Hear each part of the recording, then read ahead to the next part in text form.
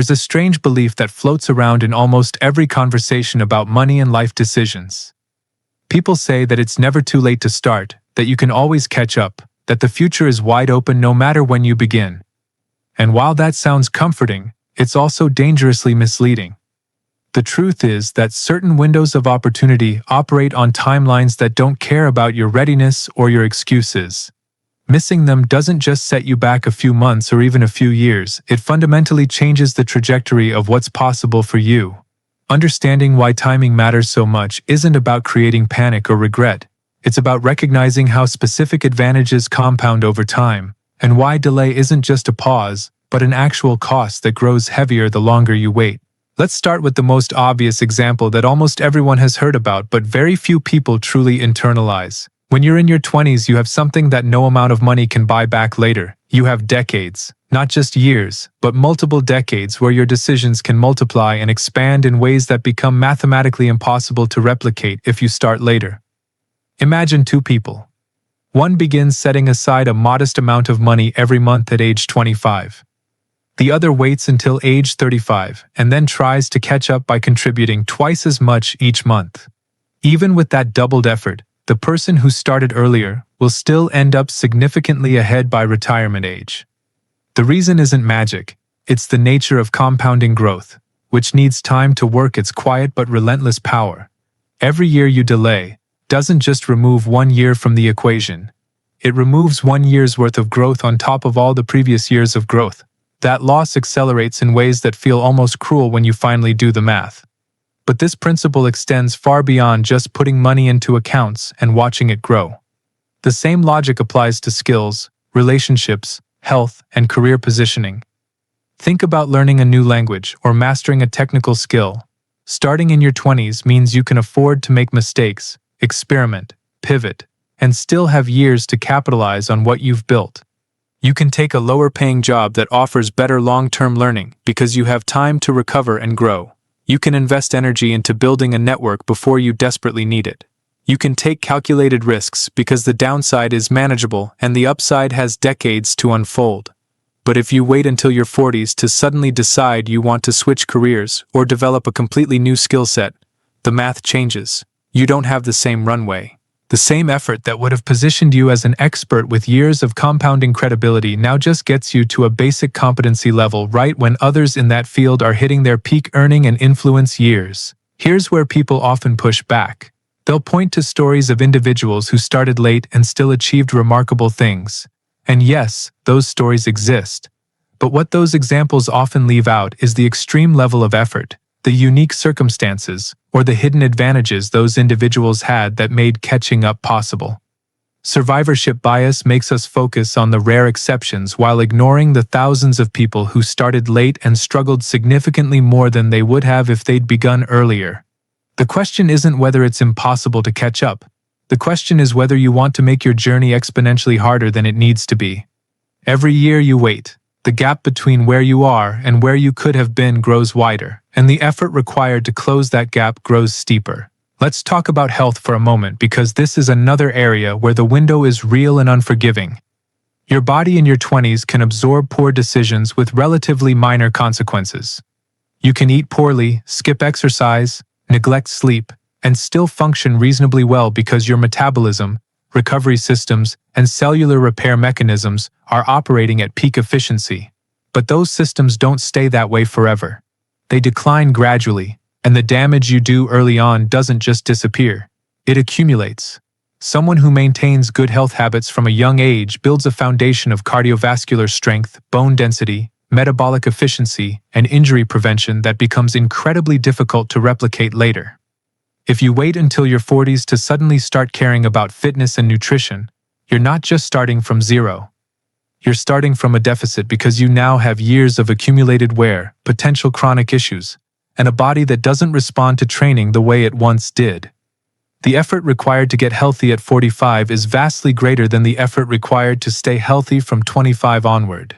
The same applies to relationships and social capital. Building a strong network of friendships, mentors, and professional connections takes years of consistent, low-pressure interaction. When you're younger, These relationships form naturally through shared experiences, mutual growth, and the simple fact that everyone is still figuring things out together. There's less calculation and more genuine connection. But if you wait until later in life to suddenly realize you need a network, the dynamic changes.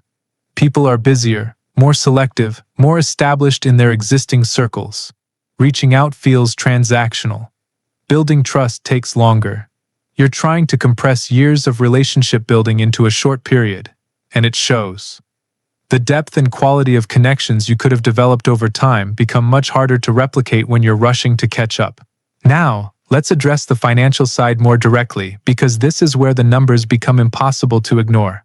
Compounding doesn't just apply to investment returns. It applies to experience, reputation, and positioning within any field. Someone who spends their 20s learning, failing, iterating, and building expertise enters their 30s with a portfolio of skills and credibility that opens doors. They get opportunities that aren't advertised publicly. They get invited to conversations that lead to bigger projects. They command higher rates because their track record speaks for itself. Meanwhile, someone who spent their 20s avoiding discomfort, chasing short-term distractions, or simply delaying serious effort enters their 30s having to compete with people who have a decade of compounding advantages. The gap isn't just about years, it's about the accumulated benefits those years generated. Here's the uncomfortable part that most people don't want to hear. The world doesn't owe you a fair chance to catch up. It doesn't adjust the game to account for your late start. Markets, employers, clients, and opportunities move at their own pace. If you're not positioned to take advantage of them when they appear, they pass by and move to someone who is ready. You might get another chance later, but it won't be the same chance. It'll be a different opportunity, likely with more competition and higher barriers to entry, because you'll be entering a phase where others have already claimed the advantageous positions. Think about the housing market as a tangible example. Someone who bought property in their mid-20s, even in a modest market, benefited from years of appreciation and mortgage paydown. By the time they're in their 40s, they have significant equity, lower relative housing costs compared to renters, and the option to leverage that equity for further investments. Someone who waited until their late 30s to buy is starting from scratch, likely paying higher prices due to market appreciation, and has far fewer years for that asset to grow before retirement.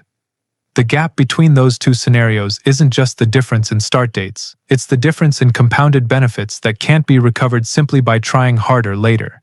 But this isn't just about money or assets, it's about the psychological and emotional toll of constantly playing catch-up. There's a weight that comes with realizing you're behind, and that weight affects your decision-making. You start feeling pressure to make big, risky moves to compensate for lost time.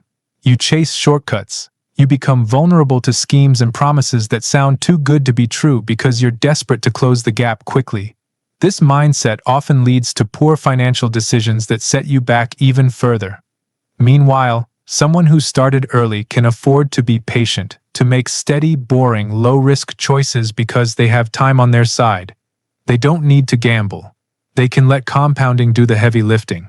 Let's also consider the concept of lifestyle inflation and how it intersects with delayed action. If you spend your 20s and early 30s prioritizing immediate comfort and consumption, you build a lifestyle that requires a certain income level to maintain.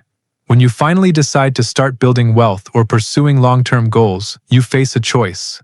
Either cut your lifestyle significantly to free up resources, which feels like moving backward, or try to build wealth while maintaining expensive habits, which makes progress painfully slow. Either way, you're fighting against patterns you've reinforced for years. Someone who started early could build wealth while their lifestyle expectations were still modest, locking in the habit of living below their means before lifestyle inflation ever took hold. This all leads to a critical realization. The biggest cost of delay isn't just what you miss out on gaining. It's the compounding difficulty of catching up. Every year you wait, the gap grows, the effort required increases, and your margin for error shrinks. You can't afford the same mistakes or learning curve that someone starting earlier could absorb. You have to be more efficient, more disciplined, and more focused just to achieve a fraction of what an earlier start would have provided with moderate effort. That's not fair, but it's reality. So what does this mean practically? It means that if you're young and reading this, the most valuable thing you can do is recognize that your time advantage is temporary and irreplaceable. It means that procrastination isn't a neutral delay. It's an active choice to make your future harder. It means that starting imperfectly now is vastly better than waiting for perfect conditions that may never arrive. And if you're older and feeling the sting of having waited too long, it means that the second best time to start is still right now. You won't get back the years you lost, but you can stop losing more years. You can accept that catching up is harder, and choose to do the hard thing anyway, because the alternative is watching the gap continue to grow. The window doesn't stay open forever. Opportunities compound, advantages stack, and time moves in one direction. Missing the early phases doesn't make success impossible, but it does make it significantly harder. Understanding this isn't about shame or regret, it's about making informed decisions with clear eyes about what delay actually costs. The people who build lasting wealth, health, skills, and relationships aren't necessarily smarter or more talented. They're often just the ones who recognize the value of starting early and stayed consistent long enough for compounding to work. That option is available to everyone, but only for a limited time. The longer you wait, the steeper the climb becomes. And while you can still reach the destination, the journey becomes exponentially more difficult with every passing year. If this perspective challenges how you've been thinking about your own timeline, that's exactly the point. Take a moment to honestly assess where you are, what you've been delaying, and what the real cost of continued delay might be. Then make a choice. Not someday. Not when conditions are perfect. Now. Because the window is closing and catching up gets harder every single day you wait.